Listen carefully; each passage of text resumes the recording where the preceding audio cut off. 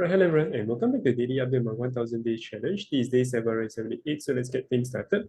All right, so first and foremost, the balance equity remains the same, no change in terms of that. Looking across on the weekly chart itself, as today is a Saturday, we do see very clear bearish engulfing candlestick across the board, be it US market or even the China equity market itself. So this is the daily chart. We do see some sign of support, but overall, if we look into the weekly chart, it's a very clear bearish engulfing candlestick. And that's not something that we definitely do want to see, but let's see how things goes.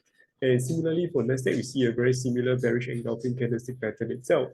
And moving into ASHR, similarly, you see a very strong bearish engulfing candlestick. And we're retesting this potential bottom that we found over here. We have a very decent rally towards the top side, and then we are going all the way towards the downside.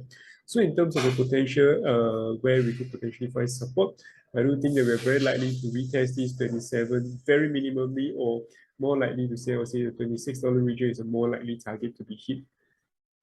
All right, and then for KWY, similarly, it's bearish in the sense because we did accumulate a little bit over here, and we break over here. I do think that at the very minimum, $24 is very much likely first target, but a more likely target to me is the $21 region at the very minimum.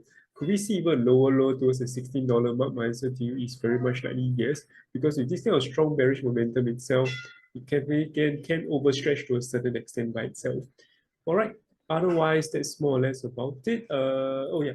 And going lastly for crypto itself, similarly, crypto is looking really bearish as well, especially when we're accumulating right below the 200 simple moving average on the weekly chart. In terms of how low we could go, potentially, I do think that this 14K mark is a very much likely target to be hit, because right now we are retesting the previous high, the 2017 high itself. So other than that, we also do have this 2019 high itself at around the 14K mark.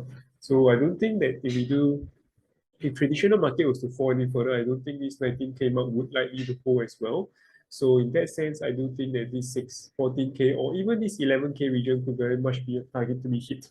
So yeah, let's see how things goes. But definitely this 14K mark will be where I'll be keen to gain a decent amount of extra Bitcoin as well.